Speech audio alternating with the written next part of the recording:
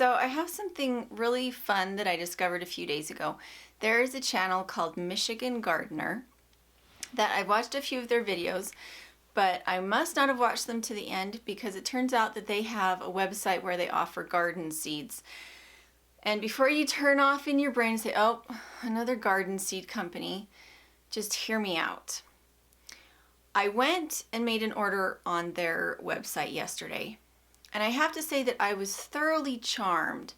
For one thing, they are very inexpensive. It was 99 cents per seed packet, which is about a third the price of most seed companies.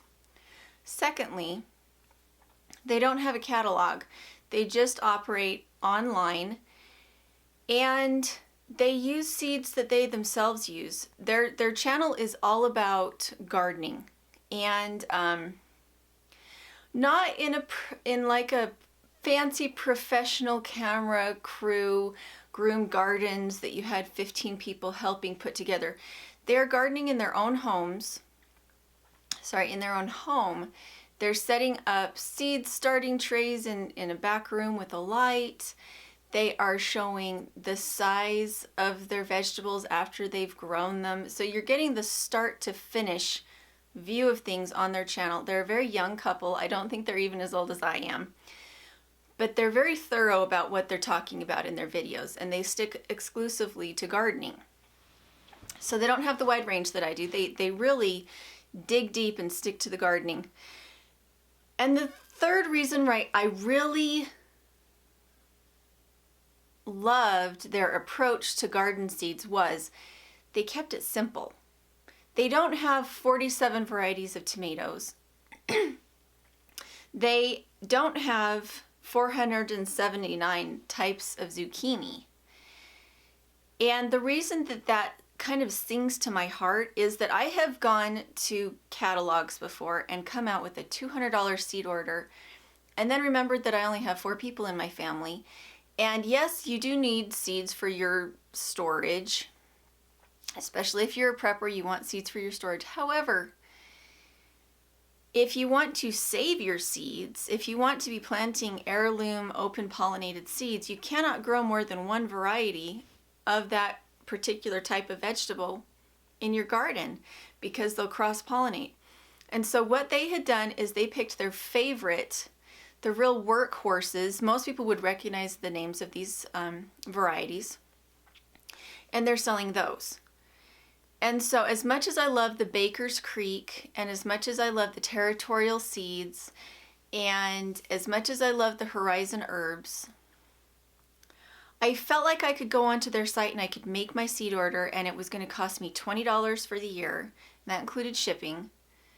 And that when the box gets here, I'm not going to be so overwhelmed with with my own greed and with my own confusion over all these different types of seeds that I feel intimidated in planting anything, because everybody knows you can't plant them together. And so then, if you're planning on saving seeds and you get this huge order of all these different variety of seeds, then it means that either you have to protect your crop from being pollinated by pollinators or by the wind by putting like a cover over it so no pollinators and no wind can get in to spread the pollen, or you have to take all of your other seeds that are the same type of plant and put them back into storage and not use them. And what are the odds that over the years you will ever use them, because you already know what your favorites are, and those are the ones you're going to plant every year. And so it will turn out that 3/4 of what you bought will never be used, and thus that money will be wasted. Now, I'm not sponsored by this company. I'm not sponsored by this channel. They were one of my subscribers, and I went and clicked on them and found them. And then they mentioned that they also had a website, and so I went and checked it out. So last night I ordered $16 worth of seeds. That means 16 packets of seeds is coming. And I paid $2.42 in shipping. And it felt so simple. It's been so long since I really felt like seed ordering was simple. And it is that time of year. The reason I got 16 packets was because some of the varieties that they offered, I've already tried. I know that I love them. and they were tatsoi and pak choy, which I love to grow Asian greens because they grow really, really well in my climate. They have a tendency not to bolt, which is where the seeds come out because of hot weather. They stay good. They're cold hardy. So I really like Asian greens. What are some of the others that I got? More than one. I got 3 packages of borage because they are such an attractant for pollinators, especially bees. And I'm trying to get perennial patches of them started in my property so that they'll spread. So I'm always running out of borage. I got onion seeds because I took all of my old... Okay, here's another thing that I don't like. So there are advertised out there these big cans of, this is your complete 7-year storage of seeds cans that cost $50. And they're advertised in prepper places, prepper websites, prepper stores. And they're advertised to stay good for 30 years. I don't like those because there's a tendency not to open them. There's a tendency not to open them, not to experiment with the different varieties to see what you like. And then when you open them, there's so many seeds that it's hard to get through them before they lose their viability. And so I do keep extra seeds on hand, but I try to rotate them out within a couple years. And so every year I am buying new seeds every year of the varieties that I love. And I try really hard to use my old seeds and leave my new seeds in storage. Or I plant just a few of my new seeds. So the whole prepper mentality of having seeds that'll last for 30 years so that someday you have this garden that you can open up this can and grow this amazing garden, it doesn't work. You have to plant a garden now. It doesn't matter how many seeds you have. If you haven't actually practiced in your own soil growing vegetables and finding the amendments to your soil that it needs that you can get locally, you're going to starve to death if you're going to rely on that can of vegetables, that can of vegetable seeds, as if it was some kind of miracle gardener in a can. I do have a big pet peeve about that because I found a can of that in my grandma's food storage that was 50 years old. And none of the seeds, no, was it 50 years old? I think it was, no, it was 30 years old because she bought it about the same time I was born. And this was 6 years ago. So about the same, so it had just come to the end of its shelf viability.